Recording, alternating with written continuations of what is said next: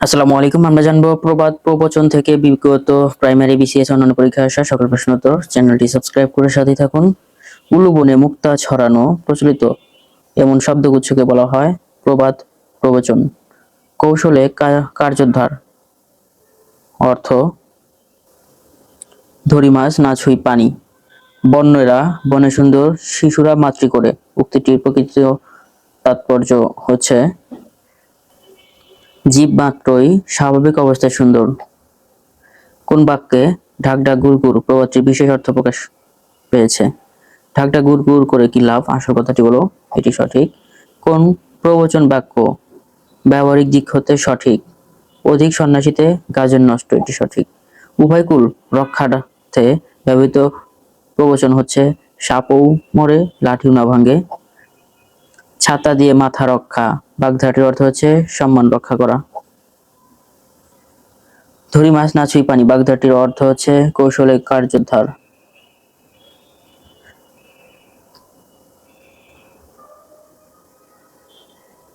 কেউ আইনের ঊর্ধ্বে নয়। খাস তালুকের প্রজা, প্রবাদটির অর্থ হচ্ছে খুব অনুগত ব্যক্তি। জুতো সেলাই থেকে চণ্ডী পাঠ, কথাটির অর্থ হচ্ছে ছোট বড় যাবতীয় কাজ করা। পর্বতের মুশিক প্রস্রব, প্রবচনটির অর্থ বিপুল উদ্যোগে তুচ্ছ অর্জন। 10 চক্রে ভগবান ভূত, প্রবাদের ভগবান অর্থ হচ্ছে ঈশ্বর। ধর্মের কল বাতাসে নড়ে, অর্থ নীতিমূলক বাক্য। গুণহীনের বৃথা আস্ফালন, এর অর্থ হচ্ছে অসারে তর্জন গর্জন সার। কপাল গুণে গোপাল ঠাকুর, প্রবাদটির অর্থ অযোগ্যের ভাগ্য গুণে বড় হওয়া। টোটো কোম্পানির ম্যানেজার, প্রবচনটির অর্থ হচ্ছে ভবঘুরে। ভদ্রতার বালাই, প্রবাদটির অর্থ সাধারণ সৌজন্যবোধ। অতি মেঘে অনাবৃষ্টি, প্রবচনটির অর্থ মেঘের আড়ম্বর হইলেই বৃষ্টি হয় না। অন্ধকে দর্পণ দেখানো, প্রবচনটির অর্থ হচ্ছে নির্বোধকে জ্ঞান দান করা। অল্প জলের মাছ, প্রবচনটির অর্থ নিতান্তই বোকা। মেঘের ছায়া, প্রবচনটির অর্থ অশুভ লক্ষণ। ভিডিওটি ভালো লাগলে অবশ্যই লাইক দিবেন, চ্যানেলটি সাবস্ক্রাইব করে সাথেই থাকুন।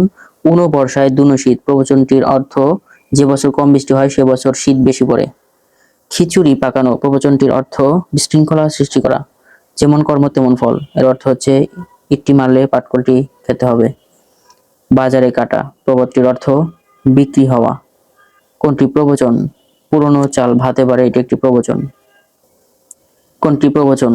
কাঁচা বাঁশে ঘুণ, যদি হয় সুজন তেঁতুল পাতায় নজন, প্রবচনটির অর্থ মিলেমিশে কাজ করলে অসম্ভবকে সম্ভব করা যায়। পড়েছি মোগলের হাতে, খানা খেতে হবে সাথে, এর অর্থ হচ্ছে বিপদে পড়ে কাজ করা। পাওয়ার আগে ভোগের আয়োজন, এর অর্থ হচ্ছে গাছে কাঁঠাল গোফে তেল। উচিত কথায় মামাজ বেজার, এর অর্থ হচ্ছে সমালোচনামূলক।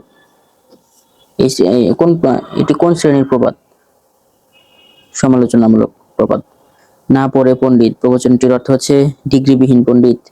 জলের রেখা খলের প্রীতি, প্রবাদটির অর্থ হচ্ছে ক্ষণস্থায়ী।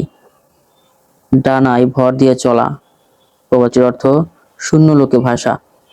পড়েছি মোগলের হাতে, খানা খেতে হবে সাথে, প্রবচনটির অর্থ হচ্ছে বিপদে পড়ে কাজ করা। ভেড়ার গোয়ালে আগুন লাগা, প্রবাদটির অর্থ হচ্ছে অকার্যকর কোলাহল। সাত ঘাটের কানা করি, প্রবচনটির অর্থ অকিঞ্চিত সংগ্রহ। পাওয়ার আগে ভোগের আয়োজন, গাছে কাঁঠাল গোফে তেল।